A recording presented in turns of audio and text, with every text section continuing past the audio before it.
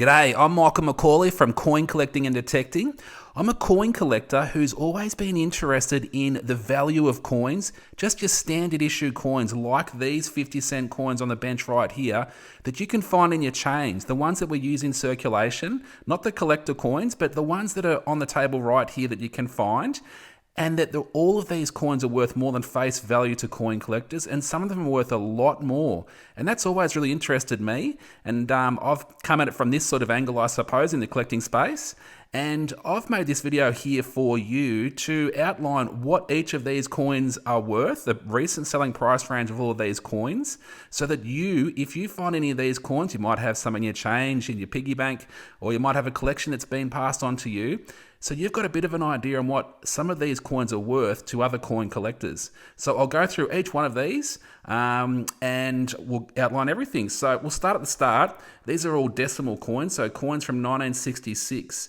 So this coin right here, this is a 50-cent coin, which is round, which is a bit strange.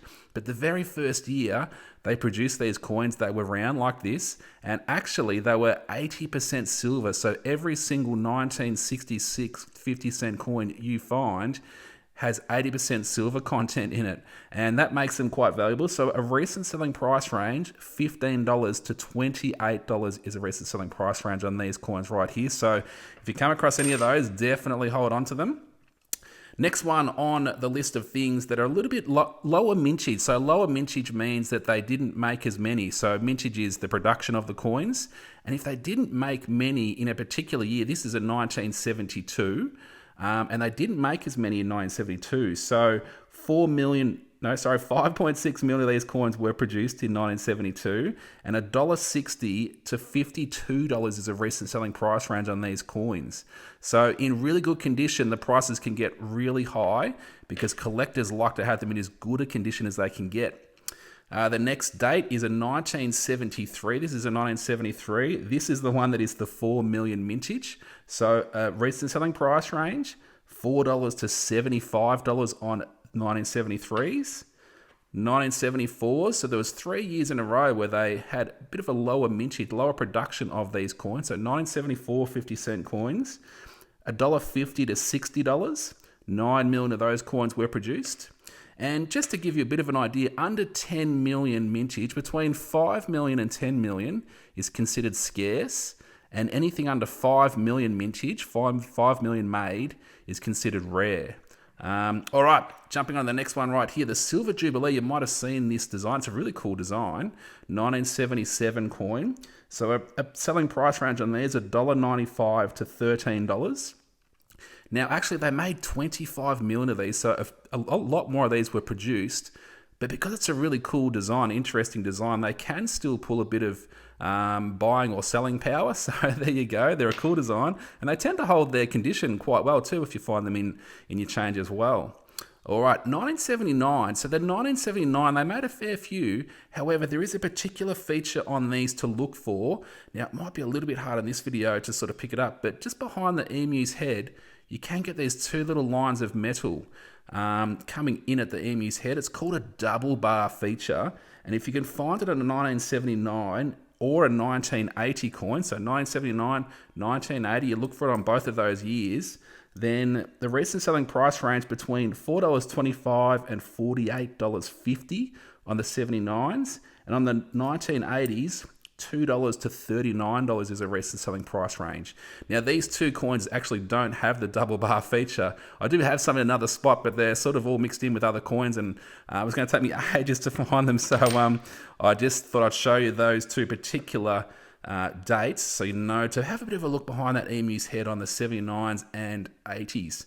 All right, this coin right here, this is a low mintage date, the 1985. So they only made 1 million of these coins, which sounds like a lot to just the average person, but that's not many coins produced at all. Like some years they produced hundreds of millions of coins in a particular year. So 1 million is low mintage. So $8.50 to $33 is a recent selling price range on the 1985 50-cent coins. 1988, bit of an interesting design. This one here got the tall ships on it, a bicentennial 50-cent coin. So these ones here, $2 to $15 is a recent selling price range. 9 million of those were produced. Then we've got the ram's head. This one's a really cool design. I like this. So it's a bit of a throwback to the shillings coins, which are the pre-decimal coins in Australia. And a 1991 ram's head coin. They made 4.7 million of them. $3 to $17 is a recent selling price range on that particular coin. Then, jumping ahead, we've got the 1993. This is another coin that didn't make many of again as well. I think there's only 1 million, and I'll just check my coin list. Yeah, only 1 million. $3.50 to $12 is a recent selling price range on the 1993 50-cent coin.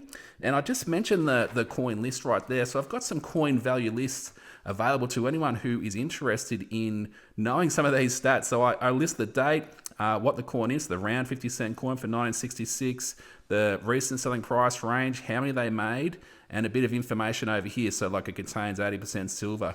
So these lists are available through the links in my account. If you're watching this on YouTube, if you click on my profile picture and go to the links, the little green icon in the links, and it has coin value lists there. If you click on that, you'll get through and you can pick up the list there.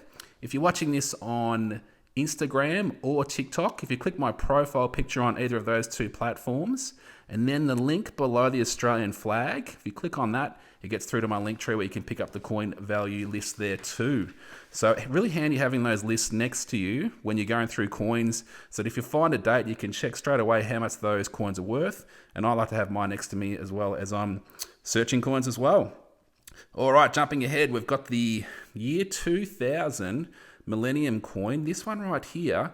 Now, most of these coins are pretty standard. They're pretty much worth face value, but some of them have a particular feature, like this one right here. It's called an incused flag, and the inside pieces of the flag, the cross pieces through here, and also the diagonals are a bit lower down in the flag. It's sunken down into the coin, and that's called an incused flag. So if you find that, $25 to $75 is a recent selling price range on that particular feature. Okay, we've got the Royal Visit year 2000 coin as well. The Queen came to visit and opened Parliament House maybe, or not sure if it opened Parliament House or... But anyway, the Royal Visit, she came along, and it's a year 2000 coin, so $1.85 to $25. 5.1 million of those were produced. Some of these are my favourites. The year 2001 Centenary of Federation coins. So it marks 100 years of Federation in Australia. And each state and territory, and also Norfolk Island, had a different design 50-cent coin produced. And each of those, they made between about 2 and 3 million, depending on which state and territory. And a recent selling price range on all of them, $2.50 to $20 is a recent selling price range on these coins. So I'll show you each one of them. So this one's the Western Australian coin. So it features the coat of arms for the different states. So this one here is the Victoria coat of arms. We have got the Tasmania coat of arms, the South Australia coat of arms. We've got the Queensland, Northern Territory.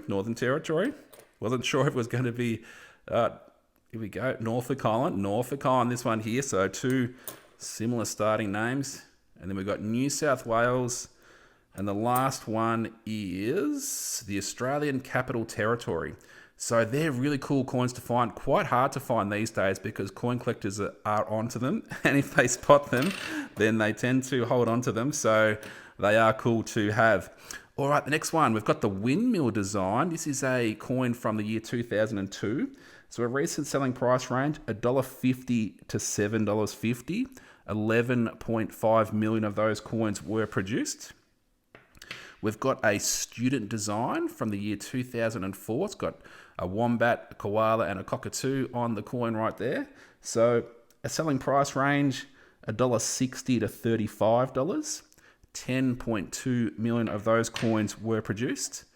We've got the Aetsis coin from the year 2014. So these ones right here, $2.50 to $12. 3 million of those coins were produced, so pretty low mintage in the rare range. This one's an interesting one too. So this one is referred to as a changeover coin. So it's a 2016 coin, and it commemorates 50 years since Australia changed from pre-decimal currency, like pennies and half pennies, to decimal currency, like cents and dollars. So an interesting design right there. So on this particular one, $1.50 to $11. So 7 million of those particular coins were produced. We've got the Eddie Mabo coins. So this one's from the year 2017. Didn't make many of these particular coins, so only 1.4 million of these were produced. $2.30 to $11 is a recent selling price range on that coin. We have, this is probably the 2018, lower mintage, 4.66 million. $2 to $7.50 is a recent selling price range. And then the 2019, there was three different designs in 2019. So this one's just a standard coat of arms, and it has the Queen with the previous portrait. So the 2019, underneath the Queen's neck, it says IRB, little IRB down here. Ian Rank Broadley, the designer of this portrait of the Queen. So half of the 2019 coins were produced with this portrait, and these particular ones, $3.50 to $17.50, only 1.1 million of those were produced. And the other half of them were with the new effigy of the Queen, the new design, with the necklace on. It's got a little JC over here, Jody Clark, the designer of this design of the coin. So they made of this design 2 million, so $1.40 to $15 on that particular design. And on top of that, they also made this Indigenous Languages 50-cent coin that has lots of different Indigenous languages on the coin here. And that's also a 2019 coin as well. So $2.40 to $10 is a recent selling price range on that. 2 million of those coins were produced. And then we've got the 2020 50-cent coin, just a standard coin, but they didn't make that many that particular year. So $3.70 to $20, only 1.1 million of that particular coin were produced.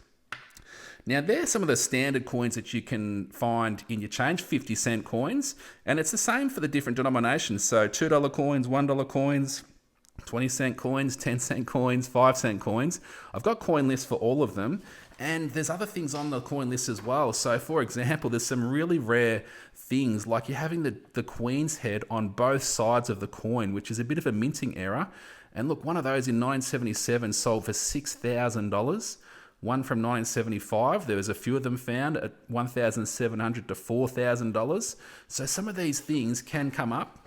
Some of these dates here in the green, I've highlighted here in the green, they only made in these particular years mint sets. So they didn't make any coins for circulation to be used, but they still made them for sets of coins for collectors that people could purchase to have as just a reminder, a collection, maybe for your birth year and things like that. So sometimes these coins end up in circulation. People get the sets, they break the sets open, they spend them for whatever reason. And I have values of those coins in here too. So if you're lucky, you find some of those coins in circulation as well. And another one here down the bottom. So another error coin is where you can have the coat of arms. So just the standard design like that on both sides of the coin, genuine minting error. So $1,200 to $4,100 is a selling price range. Probably sold a little while ago now. So there's lots of different coins listed on the coin list if you're interested in that. But I find it super fascinating that just a coin you can find in your change can be worth a lot more than face value. So if you're interested in this sort of content, subscribe to my channels, follow along. Got any questions or comments, please leave them in the chat in the comments section. And the coin value lists are really helpful. I've got lots of other information, packs and things like that on my link tree and my links as well for anything else to do with coin collecting as well. So follow along and good luck with your coin searches and have a great day. Cool.